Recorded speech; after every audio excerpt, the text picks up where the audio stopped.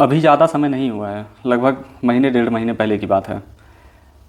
एक यूपीएससी के टीचर कहें या इंटरव्यू गाइडर कहें, उन्होंने एक स्टेटमेंट दिया था कि एआई भी बायस्ड है। एआई से अगर आप किसी कास्ट बेस मुद्दे पर बात कीजिए तो वो जनरल के फेवर में ही अपना स्टेटमेंट देता है। तो लोगों ने इस स्टेटमेंट को अदरवाइज लिया, अन्यथा लिया, और लोगों ने कहा कि अब एआई का भी जाति होने लगा। मतलब लोगों ने मीम बनाना शुरू कर दिया, खूब मज़े लिए, चुटकुले बनाए गए, पर वे कहना कुछ और चाह रहे थे। उस टाइम मुझे भी लगा था कि क्या उलझुल स्टेटमेंट देते रहते हैं, पर आज मैं समझ पा रहा हूँ, आज मुझे लगा एक मुद्दे पर कि हाँ, सच में एआई कहीं ना कहीं उस कास्ट बेस्ड सिस्टम की तरफ है जो भारत में सदियों से रहा है। मैं उस जातिवाद की बात नहीं कर रहा हूँ जो बाकी लोग समझते हैं। भारत में जाति से कहीं अलग पुराने समय में वर्ण व्यवस्था थी, और मैं वर्ण व्यवस्था का पक्षधर भी रहा हूँ। सच में एआई से अगर आप प्रश्न करिए तो उसका उत्तर वही होता है जो सवर्ण जाति को सुहाता हो। अब ऐसा हो क्यों रहा है? ऐसा हो इसलिए रहा है कि एआई तो कोई भगवान है नहीं। एआई वही उत्तर देगा जो उसके अंदर डेटा कोडिंग वगैरह करके डाली जाएगी, और वो कोडिंग डेटा डालने वाले अधिकतर सवर्ण वर्ग से हैं। और अगर न भी हों तो भी डेटा आप क्या ही डालेंगे, वही डालेंगे जो वर्तमान समाज में है, और वर्तमान समाज में जो टर्म है, ये सारी चीज़ें कहीं ना कहीं सवर्ण के फेवर में हैं। अब ये फेवर में हैं और नहीं हैं, इन दोनों के बीच में बस एक छोटा सा गैप है। यह कुछ उसी प्रकार है जैसे जब पाकिस्तान अपना इतिहास लिखने का प्रयास करता है तो पाकिस्तान दावा करता है कि हड़प्पा सभ्यता उन्हीं की सभ्यता थी।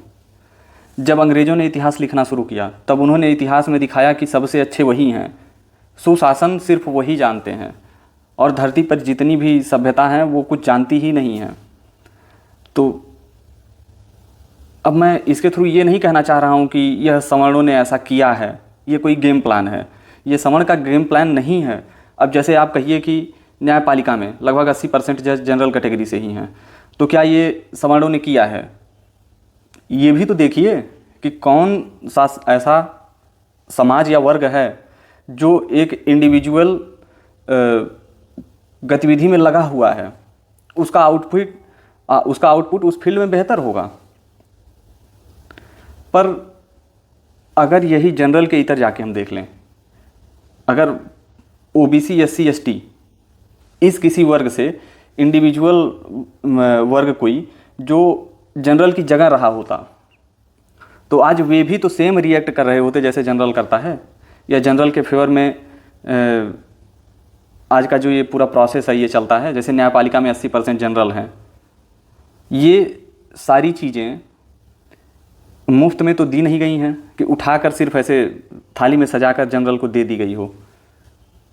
इसमें उनका त्याग है, उस त्याग का रिस्पेक्ट करिए। अगर नहीं कर पा रहे हैं तो ऐसे उल जुलूल स्टेटमेंट से थोड़ा बचिए। लेकिन हाँ, उनका जो स्टेटमेंट था विजेंद्र चौहान का, वो उल जुलूल नहीं है, क्योंकि वे यूपीएससी से जुड़े हुए हैं, और यूपीएससी में एक सब्जेक्ट होता है एथिक्स करके, नैतिक शास्त्र। और नैतिक शास्त्र का ये एक कहिए वर्तमान समय में आप चैप्टर न कह सकें तो भी सब टॉपिक तो कह ही सकते हैं, टॉपिक तो कह ही सकते हैं। एक टॉपिक है एआई, और एआई किस तरह से किसी भी क्वेश्चन को रिएक्ट करता है।